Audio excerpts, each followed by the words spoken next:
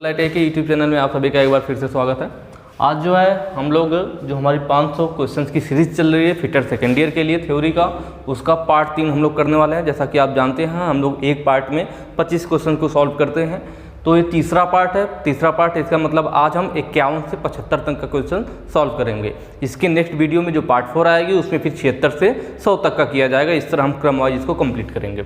सबसे पहले मैं आपको बता दूं इसका पीडीएफ कहाँ से डाउनलोड होगा। काफ़ी लोग परेशान हैं कि सर पीडीएफ मुझे कहाँ से मिलेगा। तो जो भी मैं ऑब्जेक्टिव क्वेश्चंस कराता हूँ, कोई भी चाहे चैप्टर हो, जो भी चीज़ें हो, आपको व्हाट्सएप कैलकुलेशन हो, थ्योरी हो, उसके लिए आपको ओपन करना है globaliti.org। मैं यहाँ पर लिख देता हूँ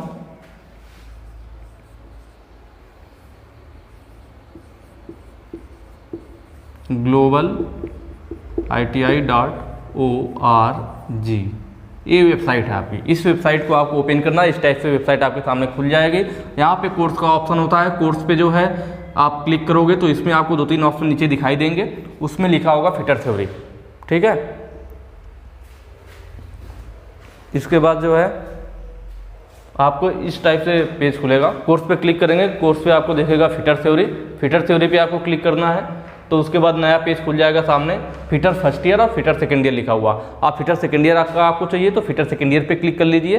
फिटर सेकेंड ईयर पे आप क्लिक करेंगे यहाँ पे तो नेक्स्ट पेज ओपन होगा। नेक्स्ट पेज में इस टाइप से आपको मिलेगा, ठीक है। ऊपर आपको इस तरह देखेगा, नीचे आपको स्लाइड करना है। स्लाइड करेंगे तो यहाँ देखिए लिखा है 500 महत्वपूर्ण प्रश्नों की सीरीज पार्ट 1, पार्ट 2 और अभी वीडियो प्रिपेयर हो रही है। तो इसके बाद हम यहाँ पे पार्ट 3 भी अपलोड कर देंगे, तो आप यहाँ से आसानी से डाउनलोड कर पाओगे। और नीचे जाने पे आपको सिलेबस भी दिखाई देगा कि सिलेबस क्या है। तो और ऊपर से आप यहाँ पे सीरीज वगैरह भी जाके ऑनलाइन टेस्ट सीरीज भी पड़ी हुई है, उसको भी आप कर सकते हो, ठीक है। इसमें ऑप्शन है करिकुलम का, ओवरव्यू के बगल में करिकुलम का ऑप्शन होता है। इस पर क्लिक करके आप ऑनलाइन टेस्ट सीरीज भी दे सकते हो।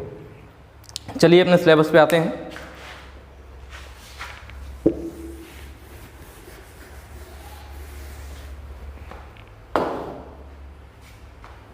ठीक है, पहला क्वेश्चन है हमारा, जीव हेडेड की का उपयोग करने का क्या फायदा है। कि जो हम जीव हेडेड की उपयोग करते हैं उससे क्या फायदा होता है, ठीक है। यहाँ पे आपको 4 ऑप्शन दिखाई दे रहे होंगे। इसमें जो दूसरा ऑप्शन है आसानी से निकाला जा सकता है, इसीलिए हम जीव हेडेड की उपयोग करते हैं। जीव हेडेड की कैसी होती है तो आपने देखा होगा, एक साइड इसका क्या ऐसे उभरा हुआ होता है, इसीलिए इसको जीव हेड की बोलते हैं। इस टाइप से कुछ होता है, ठीक है। जो इधर वाला हेड होता है इसी को क्या बोलते हैं, जीव हेड बोलते हैं। इसकी का फायदा यह होता है कि यह पुली और शाफ्ट के बीच जो सापेक्ष गति है, रोटरी सापेक्ष गति, उसको भी रोकती है।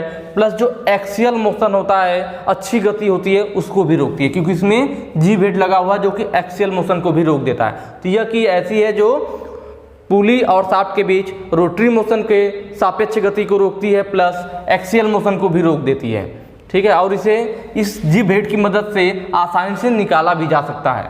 तो यहाँ पे जो ऑप्शन होगा हमारा ऑप्शन बी सही हो जाएगा, आसानी से निकाला जा सकता है, ठीक है। नेक्स्ट क्वेश्चन पे चलेंगे।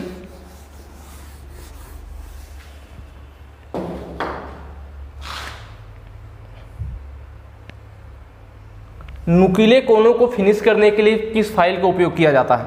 नुकीले कोनों कहने का मतलब है शार्प कॉर्नर को।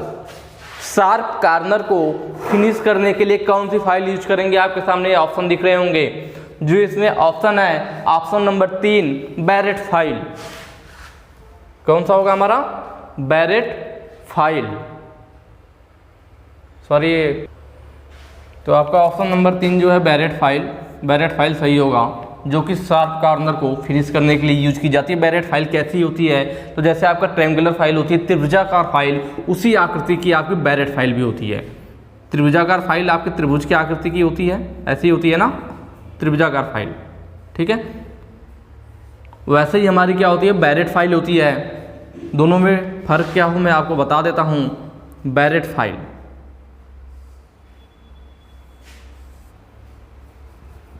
जो बैरेट फाइल होगी वो भी त्रिभुजाकार आकृति की होगी,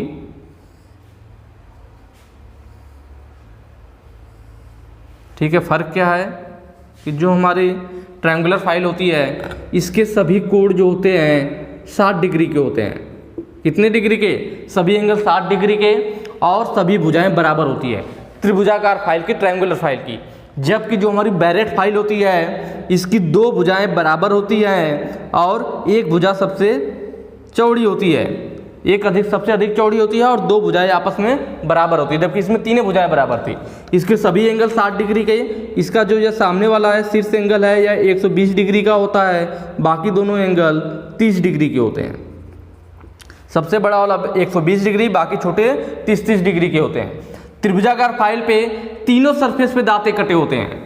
इस सरफेस पे भी दांता कटा हुआ होता है, इस पे भी दांता कटा होता है और इस पे भी दांते बने होते हैं, टीथ बने होते हैं त्रिभुजाकार फाइल में। जबकि बैरेट फाइल में सिर्फ जो सबसे चौड़ी सतह है उस पे दांता कटा होता है, बाकी दोनों सरफेस जो छोटी वाली हैं ये दोनों आपस में बराबर होती है और इन पे दांते नहीं कटे होते हैं। ठीक है, सिर्फ एक ही सरफेस पे दांता कटा होता है। यह जो होती है 60 डिग्री से बड़े कोनों के लिए यूज किया जाता है, क्योंकि इसका एंगल 60 डिग्री है तो उससे छोटे कोनों को या उससे छोटे स्लॉट को फाइलिंग नहीं कर पाएगी, उससे बड़े स्लॉट के लिए, जबकि इसका यूज 60 डिग्री से छोटे स्लॉट के लिए भी किया जा सकता है। तो ये हमारा बैरेट और त्रिभुजाकार फाइल में डिफरेंस है। नेक्स्ट क्वेश्चन पे चलेंगे।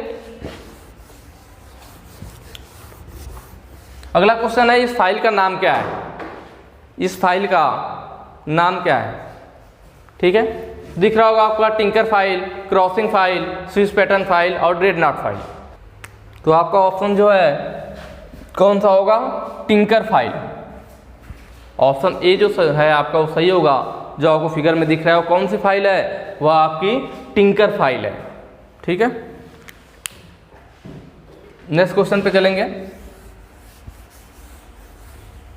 आकृति की पुष्टि करने हेतु वर्कपीस को जांचने के लिए किस उपकरण का उपयोग किया जाता है? आकृति की पुष्टि करने हेतु कहने का मतलब है किसी भी शेप को चेक करने के लिए, किसी भी जॉब के शेप को चेक करने के लिए, आकृति को चेक करने के लिए कौन सा इसमें से गेज उपयोग किया जाएगा या कौन सा इंस्ट्रूमेंट उपयोग किया जाएगा।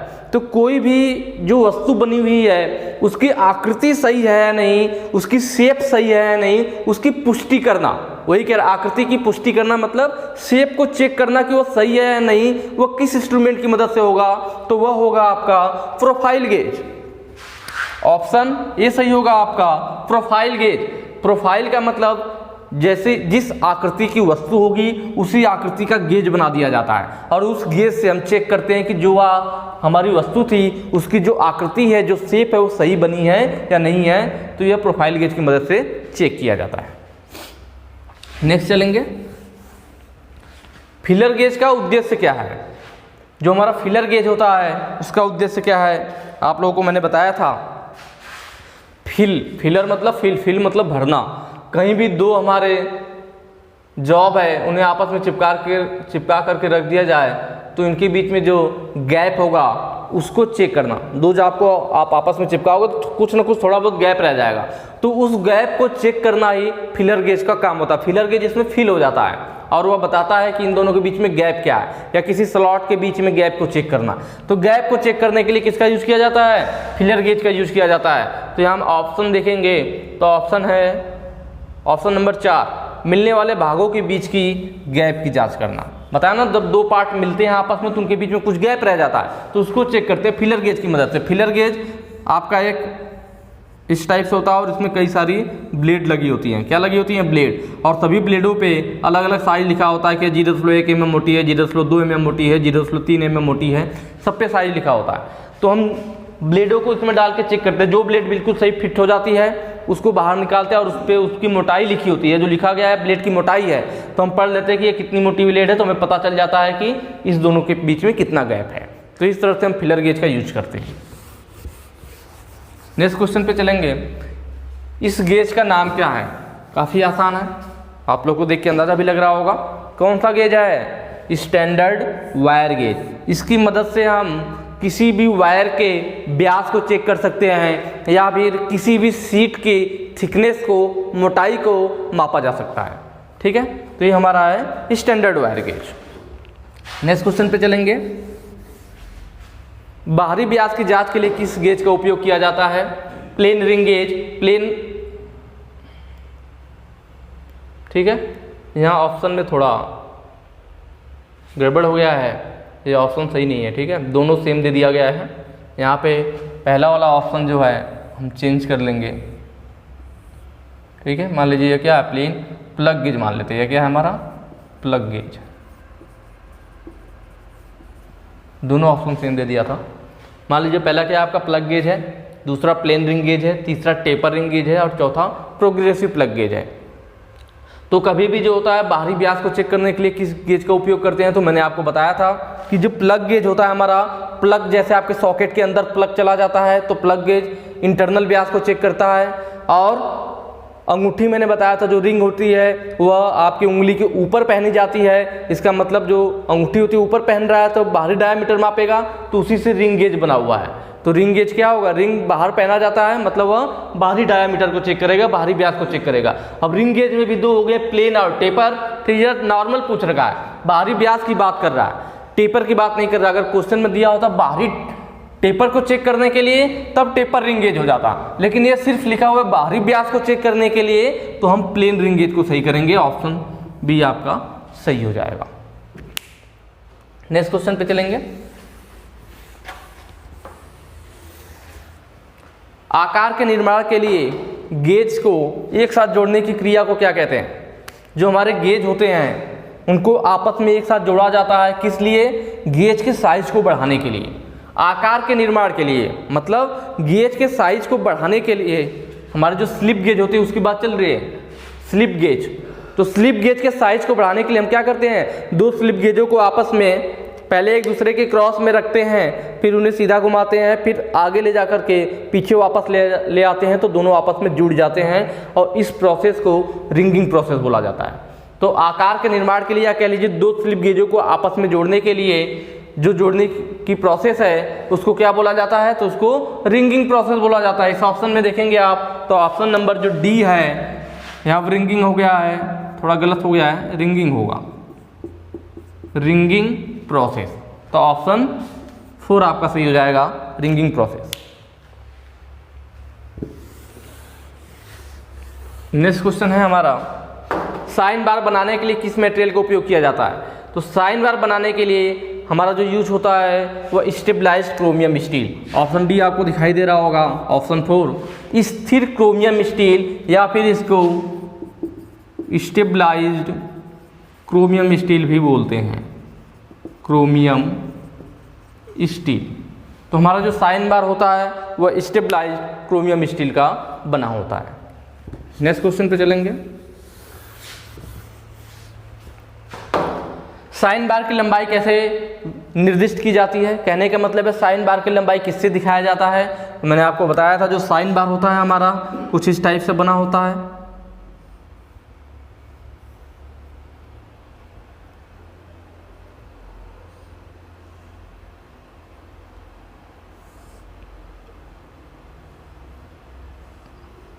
ठीक है, और इधर क्या होता है, एक रोलर लगा होता है और एक रोलर यहाँ पे लगा होता है। इस टाइप से हमारा साइन बार होता है। तो जो साइन बार की लंबाई होती है, मैंने इसके पीछे आपको कराया भी था कि जो रोलर होते हैं उनके सेंटर्स को लिया जाता है। ये जो रोलर है इसका सेंटर यहाँ हो जाएगा और इस रोलर का सेंटर यहाँ हो जाएगा। तो रोलर का यह जो सेंटर हो गया और इस रोलर का जो सेंटर हो गया, मतलब साइन बार के जो रोलर है दोनों सेंटर्स के जो बीच की दूरी होती है वही होती है साइन बार की लंबाई। तो ऑप्शन में आप देखेंगे तो ऑप्शन 3 जो है आपका रोलर्स के केंद्र बिंदु के बीच की दूरी की, रोलर्स का जो केंद्र है उनके बीच की दूरी होती है, जो डिस्टेंस होती है वही साइन बार की लंबाई होती है। ऑप्शन 3 आपका सही हो जाएगा। नेक्स्ट क्वेश्चन पे चलेंगे।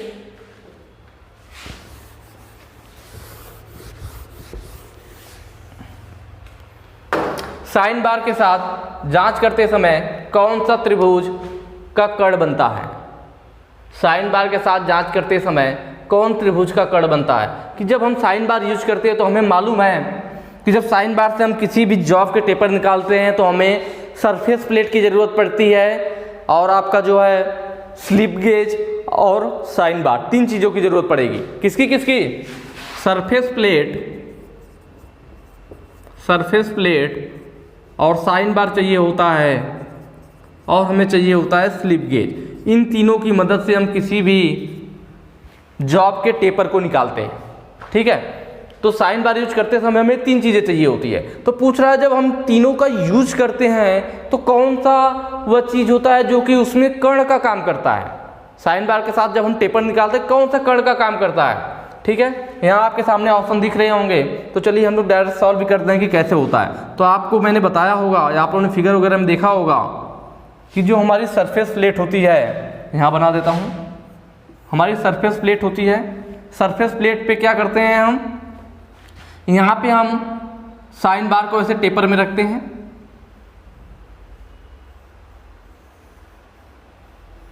ये हमारा क्या हो गया, साइन बार हो गया। और साइन बार के ऊपर ही हमारी क्या रखी गई होती है, जॉब रखी गई होती है। तो जॉब को हम मतलब साइन बार को कितना उठाना होता है, तो साइन बार को हम तब तक उठाते हैं जबकि उसके ऊपर रखा हुआ जॉब का जो सिरा है वो नीचे वाले बेस के पैरेलल ना हो जाए, तब तक हम साइन बार को उठाते जाते हैं जब ऊपर इसके जॉब रखा हुआ है, ठीक है। और जॉब को उठाने के लिए नीचे हमारे कई सारे ब्लॉक लगाए जाते हैं आपस में जोड़ करके, उस ब्लॉक को ही क्या बोलते हैं, यही ब्लॉक जो होता है यही हमारा होता है स्लिप गेज। और इस तरह से हमारा त्रिभुज बन जाता है। तो आप देख रहे होंगे यह हमारा बेस का काम कर रहा है, यह आपका लंब का काम कर रहा है, ठीक है, और यह हमारा कर्ण का काम कर रहा है। तो यहाँ आप देख रहे होंगे जो स्लिप गेज है वो लंब का काम कर रहा है, और जो साइन बार है वह कर्ण का काम कर रहा है, और जो हमारी सरफेस प्लेट है बेस की काम कर रही है। इसी के आधार पे हमने फार्मूला बनाया था ना, sine theta is equal to, जो यह एंगल होता है या जो टेपर कोण होता है कैसे निकालते हैं, तो sine theta is equal to लंब बटे कर्ण, ये होता है। और लंब की जगह क्या है हमारा, लंब की जगह स्लिप गेज है, तो हम लिख सकते हैं स्लिप गेज की ऊंचाई बटे कर्ण, कर्ण की जगह साइन बार है तो साइन बार की लंबाई। तो इस तरह से हमने देखा कि कर्ण की जगह पे क्या है हमारा, साइन बार है। तो यहाँ पे क्वेश्चन में पूछ रखा था साइन बार के साथ जांच करते समय त्रिभुज का कर्ण बनाता है, कौन बनाता है, तो साइन बार की लंबाई बनाती है। ऑप्शन 3 आपका सही हो जाएगा, ठीक है। इस फार्मूले पे मैंने क्वेश्चन भी पिछले वाले में सॉल्व कराया था। नेक्स्ट चलेंगे।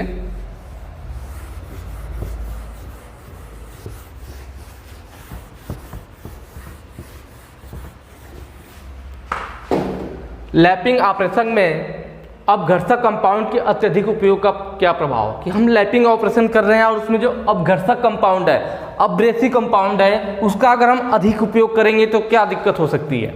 लैपिंग ऑपरेशन में जो अब्रेसिव कंपाउंड है अगर मान लीजिए हमने ज़्यादा यूज कर लिया तो क्या होगा, तो हमारी जो सरफेस है वह एक्यूरेट नहीं बनेगी।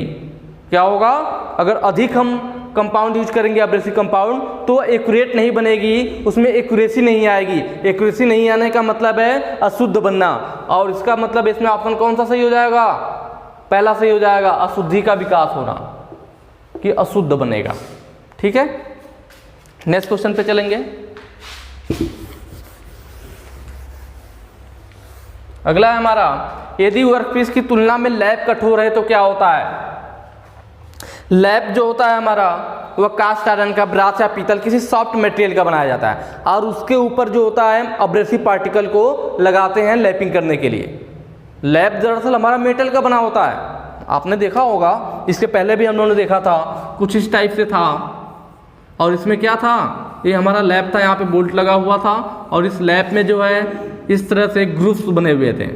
क्या बने हुए थे, ग्रुप्स बने हुए थे, और इसमें स्लिट भी कटी हुई थी, स्लिट कटी हुई थी। ये जो लंबा कटा है स्लिट था और ग्रुप्स था, इन ग्रुप्स में हम अब्रेसिव पार्टिकल को भर रहे थे।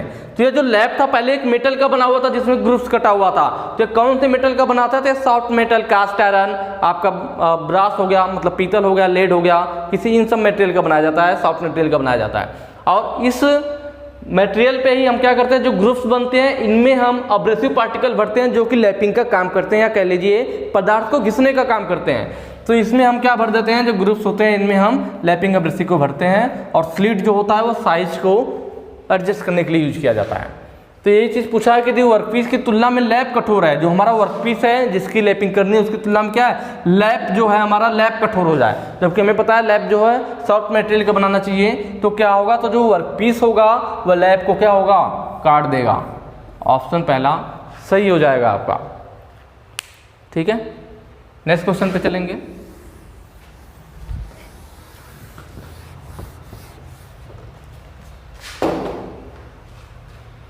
किस सामग्री का उपयोग छोटे व्यास के लैब बनाने में किया जाता है? कि छोटे डायमीटर के लैब बनाने के लिए कौन से मटेरियल का यूज करते हैं? छोटे डायमीटर के लैब को बनाने के लिए तो हमारा ऑप्शन होगा कॉपर या ब्रॉस। ऑप्शन 4 सही होगा आपका, कॉपर या ब्रॉस। नेक्स्ट है आपका सतह टेक्सचर मापने के उपकरण का नाम क्या है? सामने एक आपको फिगर में इंस्ट्रूमेंट दिखाया गया और पूछ रहा है कि जो सरफेस टेक्सचर को मापा जाता है, जो हमारी सरफेस फिनिशिंग को चेक करने के लिए सरफेस टेक्सचर वगैरह मापते हैं कि कितनी इसकी फिनिशिंग है, क्या है, तो उसके लिए यह उपकरण दिखाया गया कि इस उपकरण का नाम क्या है, इसकी मदद से हम मापते हैं। तो यह आपका प्रोफाइलोमीटर है। क्या है? प्रोफाइलोमीटर है। लेकिन प्रोफाइलोमीटर में कौन सा है? तो मैकेनिकल सरफेस इंडिकेटर है। कौन सा है? Mechanical surface indicator. मैंने बताया था आप लोगों को कि आपके एग्जाम में 50% नॉर्मल क्वेश्चंस आते हैं और 50% और आपके फिगर वाले आते हैं। 50% कैसे आते हैं? फिगर वाले क्वेश्चंस आते हैं, तो इसी टाइप से आएगा। तो आपको फिगर वालों पे भी काफ़ी ध्यान रखना है। नेक्स्ट है, यहाँ पे गड़बड़ हो गया है, होनिंग रहेगा। होनिंग ऑपरेशन में बड़ी मात्रा के लिए मैनुअल स्ट्रोकिंग क्यों पसंद की जाती है? जो होनिंग ऑपरेशन होता है, होनिंग हम मशीन के द्वारा भी कर सकते हैं, मैनुअल मतलब हाथ के द्वारा भी कर सकते हैं। तो ज़्यादा प्रेफरेंस हम मैनुअल को क्यों देते हैं? मैनुअल स्ट्रोकिंग कि होनिंग प्रक्रिया में मैनुअल स्ट्रोकिंग मतलब हाथ के द्वारा होनिंग करना क्यों पसंद किया जाता है? तो उसका रीज़न है कम टॉलरेंस रखने के लिए, मतलब अधिक एक्यूरेसी के लिए। ज़्यादा एक्यूरेसी बनेगी, कम टॉलरेंस रहेगा। तो उसके लिए हम क्या करते हैं, जो होनिंग ऑपरेशन होता है उसमें मैनुअल स्ट्रोकिंग रखते हैं, हाथ के द्वारा करते हैं।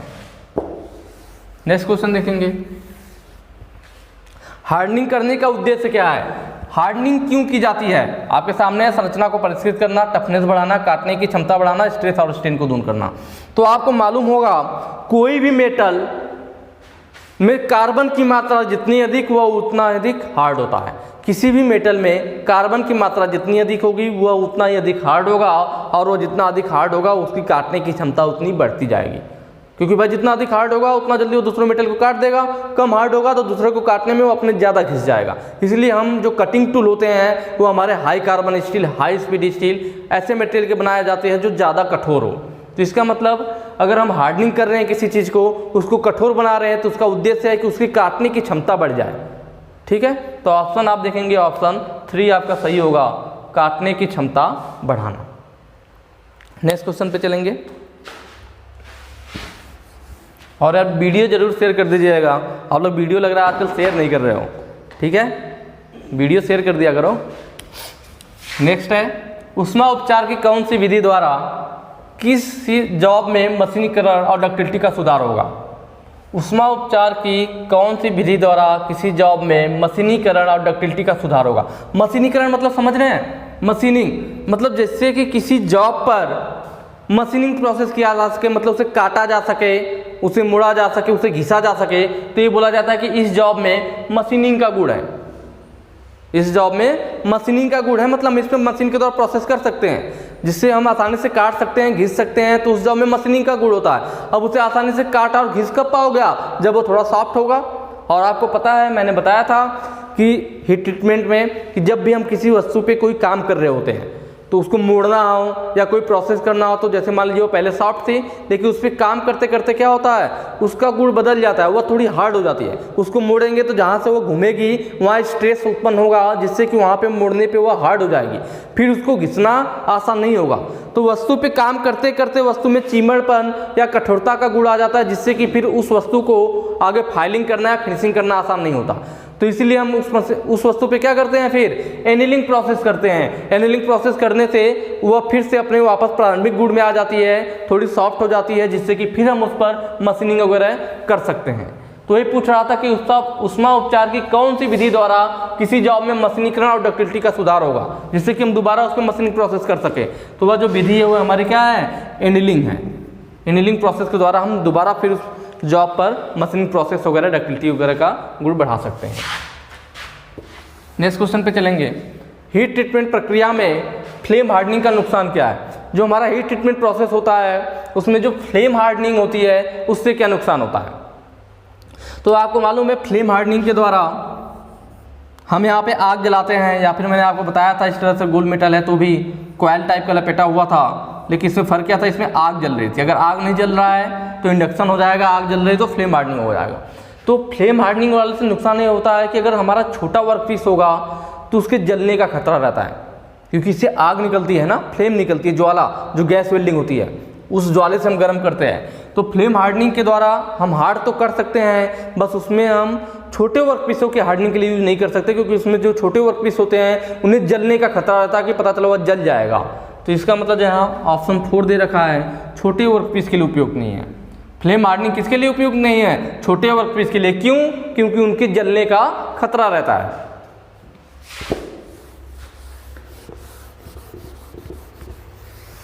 नेक्स्ट क्वेश्चन है, बेस मेटल पर मेटल की परतों को रोल या लेयर्स खींचने के द्वारा किए गए धातु कोटिंग करने की विधि का नाम क्या है?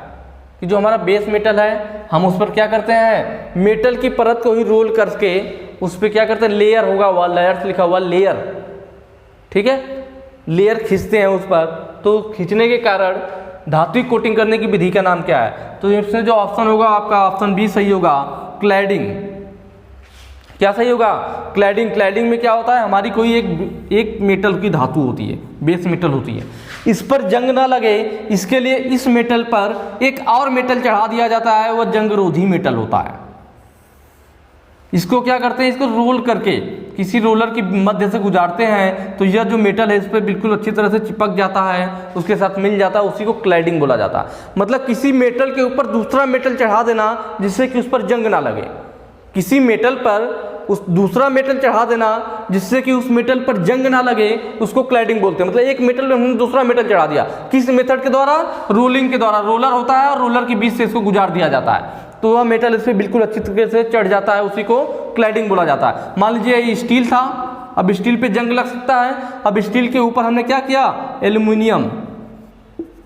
एल्युमिनियम की परत, स्टील के ऊपर हम क्या करें, एल्युमिनियम की परत चढ़ा दे तो उसकी जंग से सुरक्षा हो जाएगी, तो ये क्लैडिंग कहलाएगा।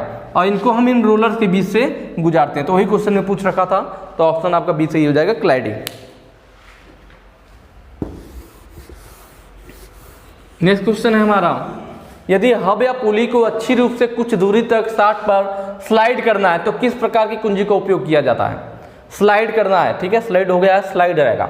तो पुली या हब को अच्छी रूप से कुछ दूर तक स्लाइड करना है। अभी मैंने जी भेटकी की बात की थी, तो वहां पे हमने देखा कि जी भेटकी क्या कर रहा था, वह पुली और शाफ्ट के रोटरी सापेक्ष गति को भी रोक दे रहा था और अच्छी गति को भी रोक दे रहा था, क्योंकि उसमें जी भेट लगा हुआ था, तो एक्सियल मोशन भी नहीं होने दे रहा था। तो कौन सी की है जो एक्सियल मोशन को होने देगी? अच्छी गति सभी जो होती है वह रोटरी सापेक्ष गति को रोकती है, घूर्णन सापेक्ष गति को तो रोक देती है, शाफ्ट और पुली के बीच होने वाले घूर्णन सापेक्ष गति को सभी की रोकती हैं। लेकिन कुछ की होती है जो अच्छी गति को रोकती हैं और कुछ नहीं रोकती हैं। तो ये पूछ रखा है इसमें कि कौन सी ऐसी की है जो अच्छी गति को नहीं रोकता है, एक्सियल मोशन को नहीं रोकता है। तो ये लिखा है हब या पुली को अच्छी रूप से कुछ दूरी पे स्लाइड करना हो तो वह होती है हमारी फीदर की। फीदर की हमारी कुछ इस टाइप से बनी होती है जो कि टेपर नहीं होती है, ठीक है, ऐसे गोलाई में भी हो सकता है या स्क्वायर भी हो सकता है, या क्या होता है पूरा समान होता है, मोटाई में एक समान होता है, थोड़ा भी टेपर नहीं होता है। आधा इसका जो मोटाई होता है वह शाफ्ट में और आधा पुली में, तो इस तरह से पुली और शाफ्ट की घूर्णन सापेक्ष गति रुक जाती है, लेकिन चूंकि ये पूरी मोटाई में एक बराबर है तो इसीलिए इसमें शाफ्ट या पुली स्लाइड कर सकती है। तो कौन सी की है? फीदर की है। नेक्स्ट क्वेश्चन पे चलेंगे। फिगर में फाइल दे रखा है, पूछ रहा है इसका नाम क्या है, ठीक है, pillar file, Dreadnought, Swiss pattern, wording. तो ये जो हमारी फाइल है कौन सी फाइल है? आप देख रहे होंगे तो पहचान रहे होंगे, इसमें थोड़ा आगे त्रिभुजाकार बना दिया है कंफ्यूज करने के लिए। अगर इसको हटा दे तो आपको समझ में आ जाएगा, यह है हमारी वार्डिंग फाइल। कौन सी फाइल है? Wording file. नेक्स्ट क्वेश्चन पे चलेंगे। कौन सा नट बोल्ट के सिरे की चूड़ियों को नुकसान होने से बचाता है? कि इनमें से कौन सा ऐसा बोल्ट है, कौन सा ऐसा नट है जो बोल्ट के सिरे की, ये हमारा बोल्ट है, इस पे थ्रेड कटा हुआ है, इस पे कौन सा नट लगाएंगे ताकि नट टाइट होगा तो इसके सिरे को गंदगी से बचाएगा, चूड़ियों को नुकसान होने से बचाएगा? तो वह होता है हमारा कैप नट। ऑप्शन ए सही होगा। कैप नट कैसा होता है? तो कैप नट कुछ इस आकृति का होता है, कैप नट हमारा हेक्सागोनल ही होता है, ठीक है। इस तरह से अंदर थ्रेड कटी होती है, लेकिन इसके ऊपर खुला नहीं रहता है। जनरली नट में क्या होता है, आर पार होल होता है, लेकिन इसके ऊपर होल नहीं होता है, ऊपर ऐसे पैक रहता है, तो इसीलिए इसको कैप नट बोलते हैं। अब जब इसको इस थ्रेड पे टाइट किया जाएगा तो यह नट तो थ्रेड पे चढ़ जाएगा, और जो पिछला हिस्सा है पैक है, बंद है, तो इससे क्या होगा, इसकी जो बाहरी थ्रेड है इसकी गंदगी से, वातावरण से और गंदगी से सुरक्षा करेगा और थ्रेड को खराब होने से बचाएगा। तो यह होता है हमारा कैप नट। तो कैप नट होता है जो बोल्ट के सिरे को खराब होने से बचाता है, जो बाहर उसकी चूड़ी होती है। नेक्स्ट क्वेश्चन है, प्रिसीजन टूल रूम अनुप्रयोगों के लिए किस ग्रेड के स्लिप का उपयोग किया जाता है। स्लिप गेज होगा, किस स्लिप गेज का उपयोग किया जाता है, ठीक है, प्रिसीजन टूल रूम के लिए। तो देखिए सब अलग अलग है हमारा, ग्रेड 00, ग्रेड 0, ग्रेड 1 और ग्रेड 2। इन 4 ग्रेडों में हमारा स्लिप गेज पाया जाता है। तो जो पहला ग्रेड 00 है इसे रिफरेंस गेज भी कहते हैं, रिफरेंस गेज बोला जाता है, और यह सबसे अधिक शुद्ध होता है। सबसे अधिक शुद्ध कौन सा होता है, ग्रेड 00 वाला स्लिप गेज। जो ग्रेड 0 होता है इसको जो है हम कैलिब्रेशन गेज बोलते हैं। क्या बोलते हैं, कैलिब्रेशन गेज। उसके बाद जो है हमारा ग्रेड 1 है, इसको इंस्पेक्शन गेज बोलते हैं, इंस्पेक्शन गेज। ये भी नाम ध्यान रखना, कभी कभी डायरेक्ट पूछ लेता है कि ग्रेड 00 को अन्य किस नाम से जानते हैं, या ग्रेड 1 को किस नाम से जानते हैं। जो ग्रेड 2 है इसे वर्कशॉप गेज बोलते हैं। इस नाम से आपका फायदा ये भी होगा कि आपको ये भी पता चल जाएगा कौन सा किस चीज़ के लिए यूज हो रहा है, ठीक है। तो जो ग्रेड 00 होता है इसका यूज हम करते हैं किसी भी ग्रेड के स्लिप गेज को चेक करने के लिए। सभी जैसे 4 ग्रेड हो गया ना, तो इन चारों ग्रेडों के स्लिप गेज को यह चेक करेगा। यह जो ग्रेड 00 वाला स्लिप गेज होगा यह स्लिप गेज को ही चेक करेगा कि स्लिप गेज सही बनाया है या नहीं, जो हमारा स्लिप गेज है। क्योंकि भाई आप स्लिप गेज बार बार वर्कशॉप में यूज करोगे तो स्लिप गेज भी तो खराब होगा, या फिर मान लीजिए स्लिप गेज नया जब बन रहा है तो क्या भरोसा कि वो सही बनाया है नहीं बनाया है। तो जो नया स्लिप गेज बनता है वो सही बनाया है नहीं बनाया है, मतलब स्लिप गेज को ही चेक करने के लिए ग्रेड 00 वाला या रेफरेंस गेज यूज किया जाता है। जो ग्रेड 0 होता है हमारा, यह निरीक्षण विभाग के अधिकारी वगैरह यूज करते हैं चेक इन के लिए। निरीक्षण विभाग के अधिकारी के द्वारा यूज किया जाता है कैलिब्रेशन या फिर ग्रेड 0। ग्रेड 1 जो होता है यह हमारा टूल रूम में यूज होता है, जो आपका क्वेश्चन में आया हुआ था। टूल रूम में, टूल रूम में मतलब जहां पे टूल बन रहे होते हैं, टूल्स वगैरह को चेक करने के लिए यह यूज किया जाता है ग्रेड 1 या इंस्पेक्शन गेज। टूल को चेक करने के लिए जहां पे हमारे प्रिसीजन टूल रूम, मतलब जहां पे सूक्ष्म मापी यंत्र बनाए जा रहे हैं, वहां पे चेकिंग के लिए ग्रेड 1 वाले हमारे स्लिप गेज यूज किए जाते हैं। और जो ग्रेड 2 है इसमें लिखा ही है, ये कौन सा गेज है, वर्कशॉप गेज है। मतलब ये हम साधारण कामों के लिए या वर्कशॉप वगैरह के लिए ये ग्रेड 2 वाला स्लिप गेज यूज करते हैं। तो यहाँ पे हमारा ऑप्शन 3 सही होगा कि प्रिसीजन टूल रूम जो होता है वह हमारा ग्रेड 1 वाला यूज किया जाता है। नेक्स्ट क्वेश्चन पे चलेंगे।